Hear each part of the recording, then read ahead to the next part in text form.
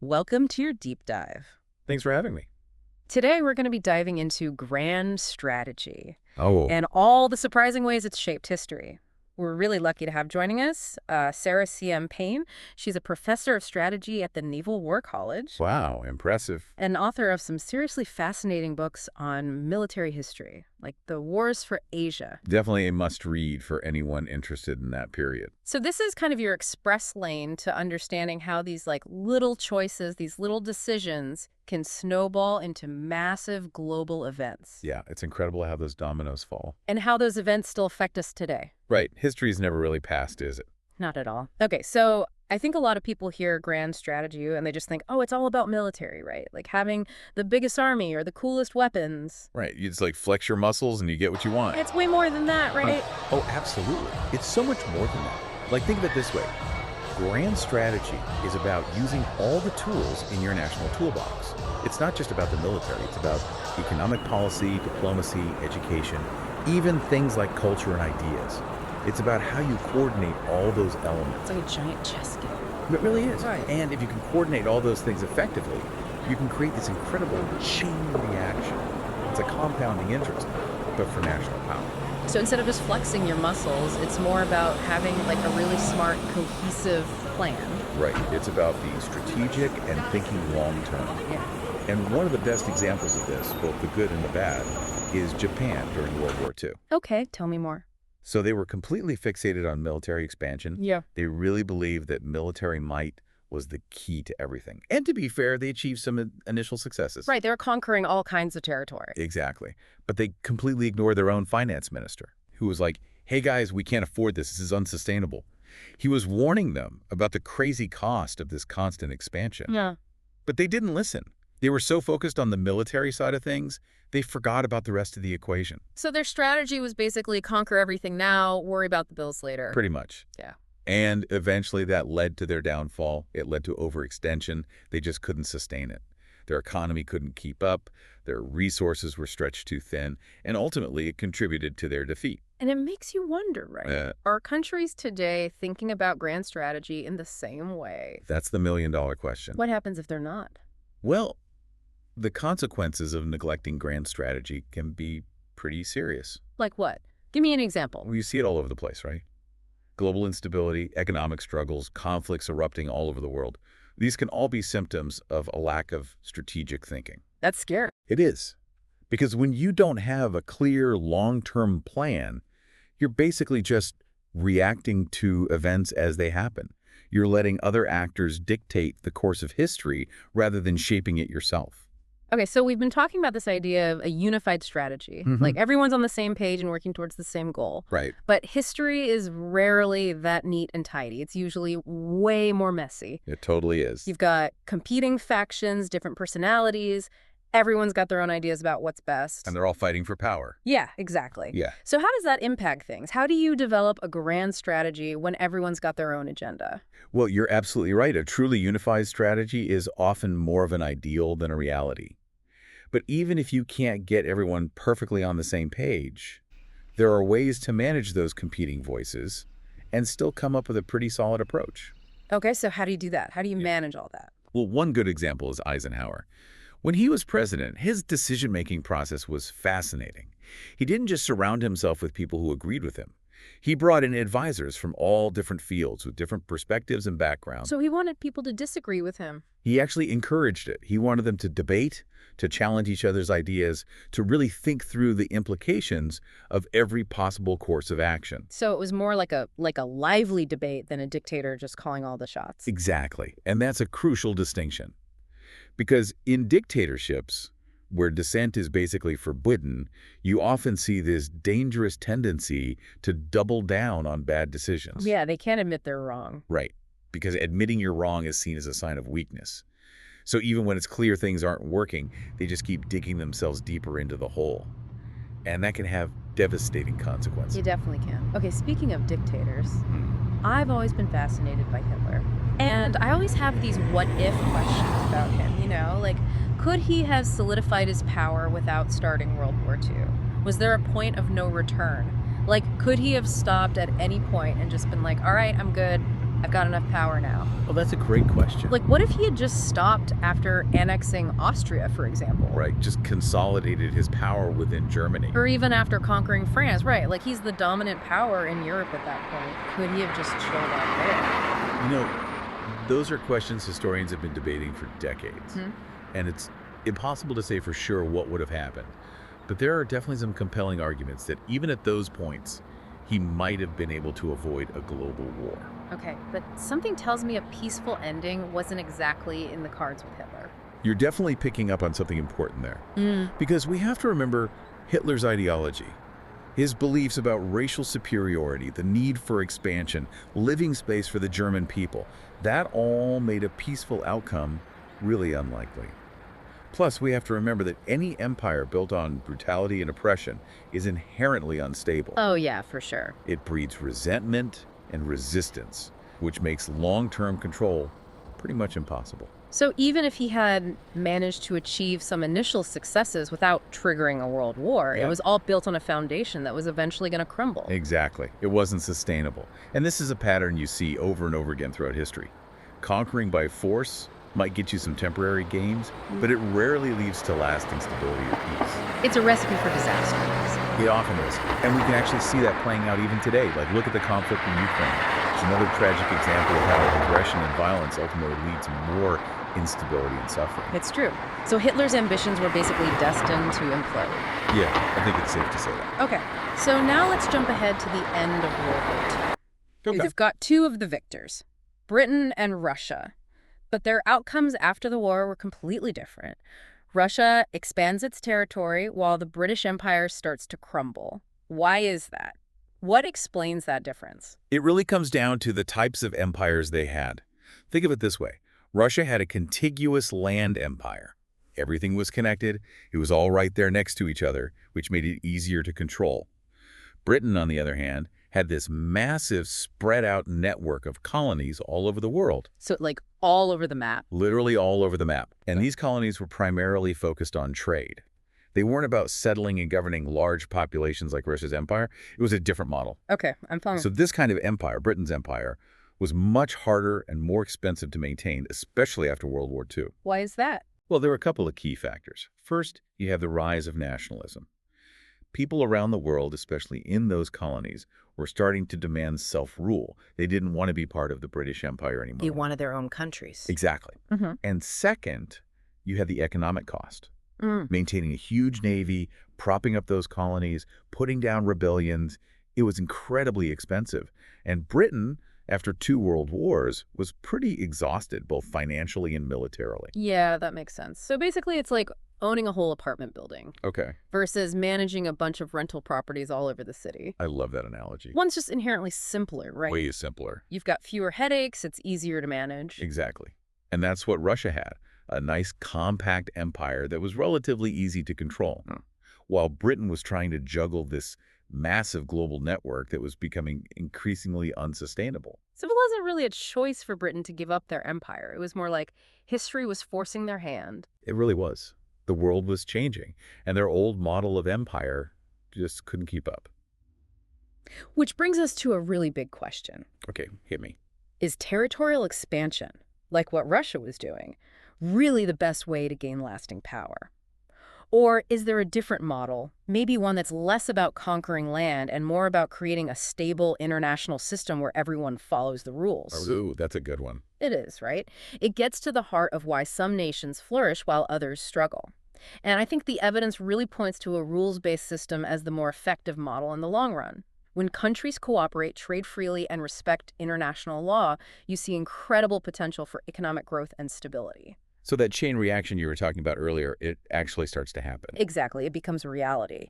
But when you disrupt that, when you try to achieve power through conquest and domination, you create uncertainty, instability, and fear. And those things stifle growth, discourage investment, and ultimately hurt everyone involved. Okay, I'm gonna need another analogy. Hit me. So it's like you're carefully cultivating a garden. Okay, I like where this is going. You're nurturing the plants, you're making sure they have enough water and sunlight. And eventually you have this beautiful, thriving ecosystem. Okay, I'm with you. But then someone comes along and sets the whole thing on fire. Oh no, And all that's left is destruction. that's a powerful image.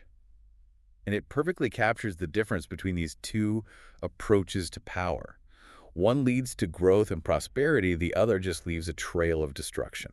And unfortunately, we see both of those approaches playing out throughout history.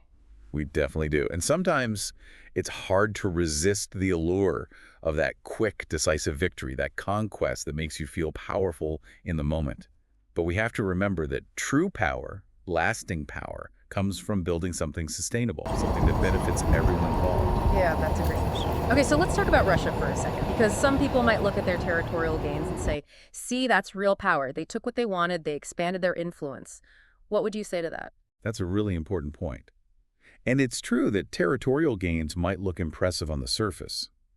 But we have to remember that those gains often come with a huge human and economic cost. Even in Russia's victory during World War II, they expanded their territory, but at the cost of millions of lives. The suffering was immense. And it wasn't just their own people who suffered. Right, exactly. And then there are the moral complexities of allying with Stalin to defeat Hitler. We have to acknowledge the atrocities committed by both regimes. It's not a simple black and white situation. It's definitely not. It's a victory that's very much tainted by all the suffering that came with it. Exactly. Which brings us to a really interesting concept from Sun Tzu, the ancient Chinese military strategist. Okay, I love Sun Tzu. Lay it on me. So Sun Tzu talked about this idea of death ground. Have you ever heard of that? I have, but remind me. Okay, so death ground is basically a situation where your enemy has forced you into such a desperate position that you have no choice but to fight with everything you've got. You've got your back against the wall, there's no escape. Exactly. And that's exactly what happened in Ukraine during World War II. The brutality of the Nazi invasion, the atrocities they committed, it fueled Ukrainian resistance. It made it a fight for survival, a fight to the death. So it's like a cornered animal. They're going to fight like hell because they have nothing to lose. Exactly. And what's fascinating is that we're seeing something similar play out in Ukraine today. With the Russian invasion. Exactly. Putin's actions, his aggression, his brutality, it's actually strengthened Ukrainian national identity. It's created this death ground situation where the Ukrainians are willing to fight to the bitter end because they see it as a matter of survival. It's like he's accidentally created the conditions for his own defeat. It really is, and it speaks to the unintended consequences of aggression. Sometimes the very actions you take to achieve a goal can end up leading to the opposite outcome. And this is a theme we see over and over again throughout history. Okay, I want to shift gears a bit and talk about the economic side of things. We've touched on this before, but I want to dig a little deeper. So we've talked about how a rules-based system can lead to economic growth and stability. Right. But what about the destructive side of things, like territorial conquest? How does that impact economies? Well, when countries work together, respecting international laws and focusing on trade, they create this positive feedback loop. Investments flow, innovation thrives, everyone benefits. But when you disrupt that through territorial conquest, you introduce uncertainty, instability, and fear. And that's bad for business. It's terrible for business. Yeah. Nobody wants to invest in a place where there's a constant threat of war or political upheaval. So it stifles economic growth, discourages investment, and ultimately hurts everyone involved. Okay, so we're back to the garden analogy. Okay, bring it on. One approach is like carefully tending to your garden. The other is like setting it on fire. I love it. It's so visual. And a perfect example of this is North and South Korea. After World War II, they basically started from similar positions, right? Right. They were both pretty devastating. But then their paths diverged drastically. South Korea embraced a rules-based system focused on trade and cooperation. And they thrived. They absolutely thrived. Their economy exploded. They became a global powerhouse. North Korea, on the other hand, chose isolation and aggression. And stagnation. Yeah, their economy basically stagnated, and it shows how impactful things like sanctions can be over time. It really does.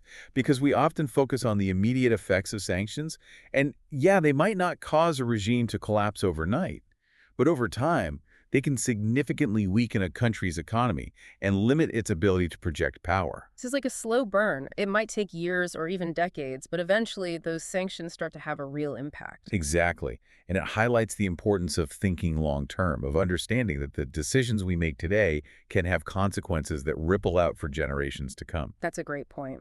Okay, now for a question that I find super intriguing. Could the rise of communism in Russia and China have been prevented if the West had intervened more forcefully? Ooh, that's a big one. Was there a moment, like a sliding doors moment, where they could have stepped in and changed the course of history? It's a question that's fascinated historians for decades. And it's tempting to look back and say, what if? What if we had done this or what if we had done that? But we have to be really careful not to oversimplify things. Okay, what do you mean by that? Well, the rise of communism in both Russia and China was a really complex process.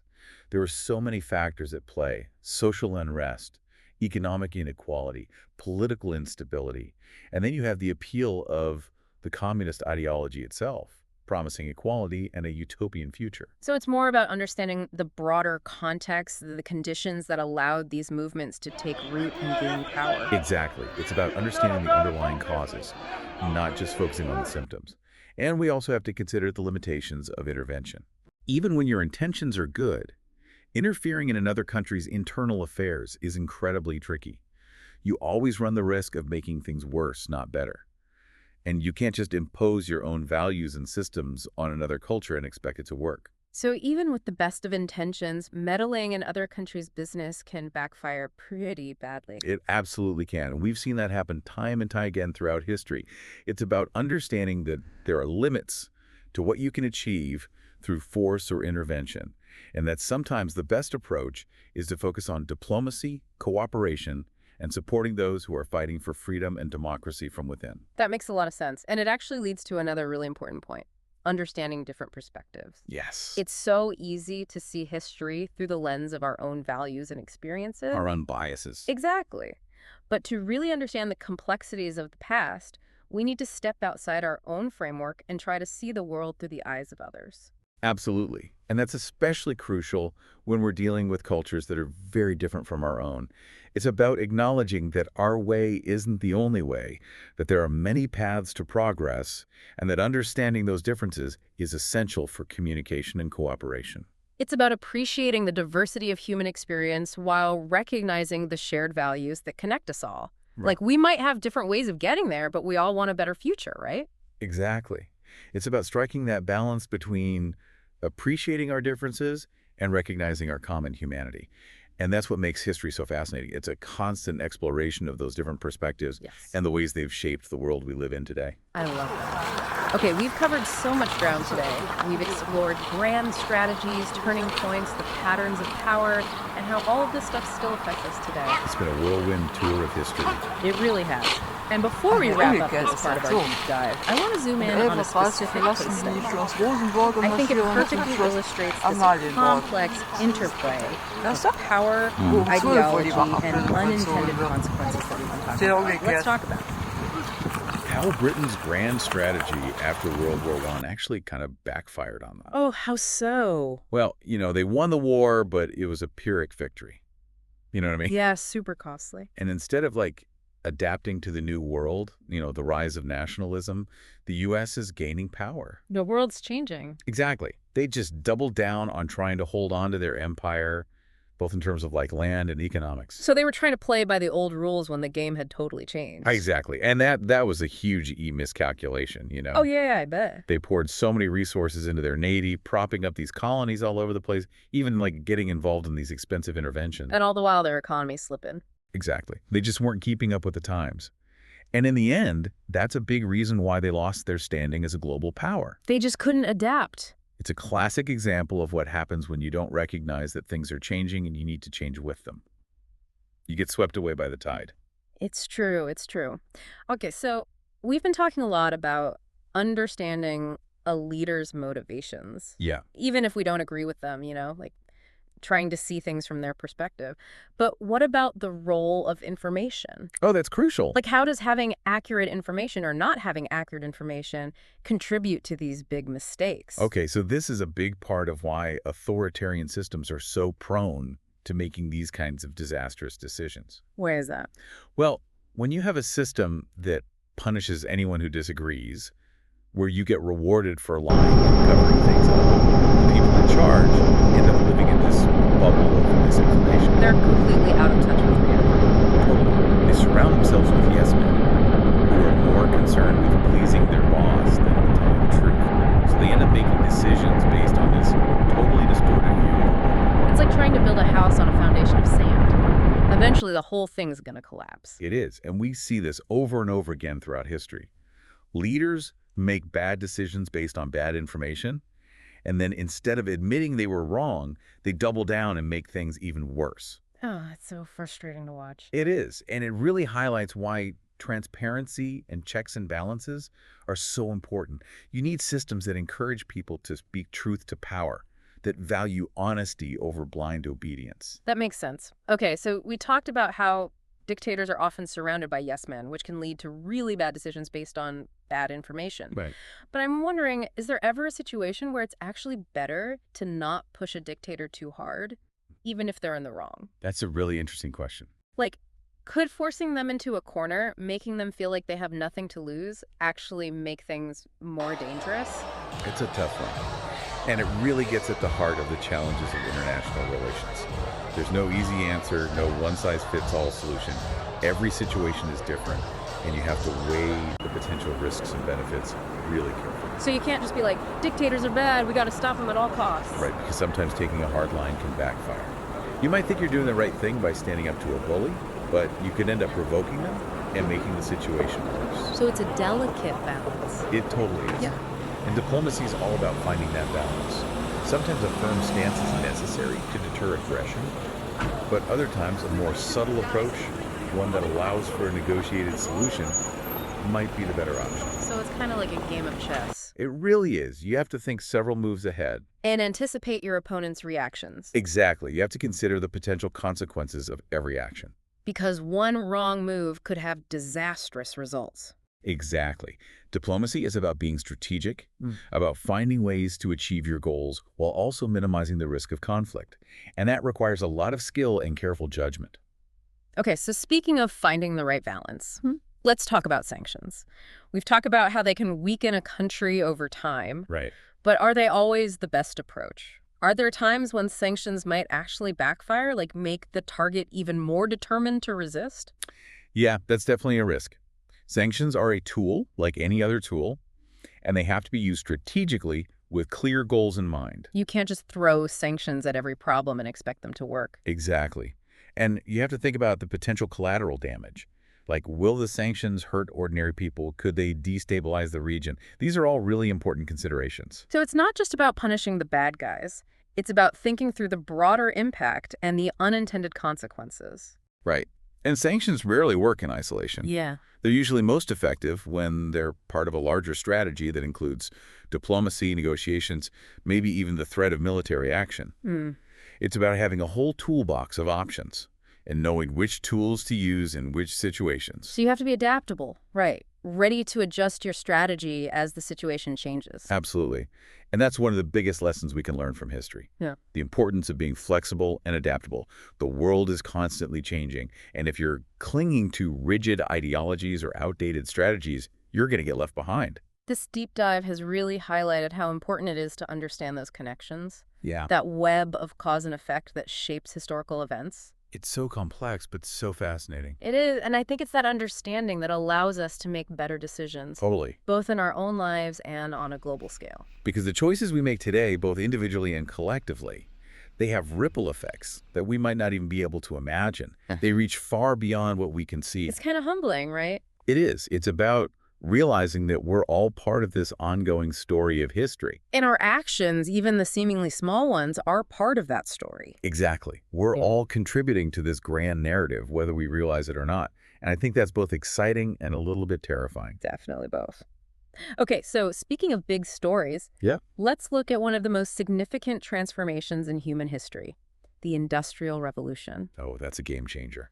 It really is. And it's fascinating to think about how the shift in technology changed not just economies, but also the whole nature of power and conflict. Right. It shifted everything. So set the stage for us. How did the Industrial Revolution change the game? Okay, so the Industrial Revolution, it totally reshuffled the deck in terms of global power. It created these new centers of economic and military might like never before. And it led to levels of interconnectedness that the world had never seen. Like through trade and stuff. Exactly. Trade networks were exploding. Nations were becoming more and more dependent on each other for resources and markets. And this created both incredible opportunities for cooperation, but also new possibilities for conflict. It's like it made the world smaller. It did. In a way, it brought everyone closer together, but it also made the stakes higher. Because now everyone's more connected. Right, and that's where the idea of grand strategy becomes even more important. Why is that? Because in a world with interconnected economies, rapid technological change, the old rules of power no longer apply. You can't just rely on military force or conquering territory to secure your interests. You need a more sophisticated approach. Exactly. You need to be thinking about things like economic competitiveness, technological innovation, building alliances, shaping global narratives. So it's like playing a video game So, where the rules keep changing I like and the stakes keep getting higher. That's a great analogy because it emphasizes the need for adaptability, strategic thinking that can anticipate those changes. And adapt to them in real time. Exactly. Countries that cling to these outdated ideas about power, they're going to fall behind and they're going to lose. It won't be able to keep up. Nope. The world's just moving too fast. Okay, so we've covered a lot of ground in this deep dive. We've talked about history, grand strategy, the challenges of leadership, all kinds of stuff. A lot of big ideas. We really have. But the big question is, how do all these lessons from history apply to the challenges we face today? Right. What can we learn from all this? Exactly. What can we learn from the successes and failures of the past that can help us navigate the complexities of the 21st century? Well, history doesn't offer any easy answers or quick fixes, It's not a crystal ball. but it does give us insights and warnings, It teaches us to be adaptable, to try to understand other people's motivations. Even if we don't agree with them. Exactly. And to be really aware of those unintended consequences of our actions. It also shows us how fragile progress can be. And how important it is to actively protect the things that make a society free and prosperous. Yes, progress isn't automatic. It takes constant work, constant vigilance. So it's not enough to just sit back and hope for the best. No way. We have to be actively shaping the future we want. And that's something we can all do. Absolutely. History isn't made by these big sweeping declarations or grand revolutions. It's made by everyday people. Yes, it's shaped by the everyday choices that we all make. Our actions, even the ones that seem small or insignificant, they can have ripple effects that go way beyond what we can imagine. That's actually a really empowering thought. It is. It's a reminder that we're all part of this vast story of history, and the choices we make really do matter. They absolutely do. And it's that realization, that sense of agency, that can inspire us to build a better world. The future isn't set in stone. It's something we create together through our actions and choices. I love that. Okay, earlier we were talking about whether the rise of communism in Russia and China could have been prevented. Could the West have intervened and changed things? Right. It's a question that historians have been debating for ages. And there are no easy answers, are there? No, not at all. It's easy to look back and say, oh, if only things had been different. But it's really important to remember that history is complex. It's not as simple as just saying, this was good, this was bad. Exactly. The rise of communism in both of those countries was the result of all these different factors, So we got to understand the context. Yes. Mm. Social unrest, economic inequality, political instability, and then you've got the appeal of the communist ideology itself, promising equality and a utopia. So we have to look at the bigger picture, the conditions that made those movements so appealing. Exactly. It's about understanding the underlying causes, not just focusing on the symptoms. And we also have to be realistic about the limits of intervention. What do you mean? Well, even when your intentions are good, interfering in another country's internal affairs is really risky. Yeah, it can backfire pretty badly. It often does. You always run the risk of making things worse, not better. And you can't just force your own values and systems on another culture and expect it to work. It's not a one-size-fits-all situation. No way. Each country has its own unique history, its own challenges, and its own path to progress. Okay, that makes sense. And I think it highlights another really important point, which is the importance of understanding different perspectives. Yes, that's crucial. It's so easy to get stuck in our own little bubbles and see the world only through our own limited experiences. And biases. Exactly. Yeah. But to really grasp the complexity of history, we need to try to step outside of our own framework. And see things from other people's point of view. Exactly. And that's especially important when we're dealing with cultures that are very different from our own. Totally. It's about acknowledging that our way isn't the only way. Right, right. There are many paths to progress. Absolutely. And understanding those differences is essential for communication and cooperation. It's about finding common ground, building bridges instead of walls. I like that. Building bridges. It's about appreciating the diversity of human experience Uh, while also recognizing the shared values that connect us all. exactly. It's about striking that balance between appreciating our differences and recognizing our common humanity. It's like finding that sweet spot. It is. And Yeah. that's what makes studying history so fascinating. Yeah. It's a constant exploration of those different perspectives and how they've shaped the world we live in today. I couldn't agree more. This has been such an incredible journey through history, It really has. We've covered so much ground. exploring grand strategies, turning points, patterns of power. And how all of that stuff is still relevant today. It's mind-blowing when you think about it. It is, and it's been a pleasure sharing these insights with you and our listeners. Likewise. History is so much more than just dates and battles. Oh, for sure. It's about understanding those forces that shape our world, Mm-hmm. the choices that define us, and the lessons that can guide us toward a better future. I love that. It perfectly captures why we do this deep dive. Me too. Okay, before we wrap things up entirely, Okay. let's zoom in on one specific case study. That really illustrates this complex interplay of power, ideology, and unintended consequences. Ooh, I'm intrigued. Let's talk about the Korean War. It's kind of overshadowed by World War II. Yeah, people don't always think about it. But it's such a good example of how these grand strategies play out in the real world. Oh, totally. It's like this perfect little microcosm of the Cold War. Okay, break that down for me. So you've got this battle between communism and capitalism playing out on this like relatively small but super strategically important stage. You're right, the Korean Peninsula. Exactly. And then you've got all these fascinating personalities involved. Truman, Stalin, Mal McCarthy. Oh yeah, larger-than-life figures. Each with their own agendas, their own calculations. It's like a high-stakes poker game. And the whole world's watching. Exactly.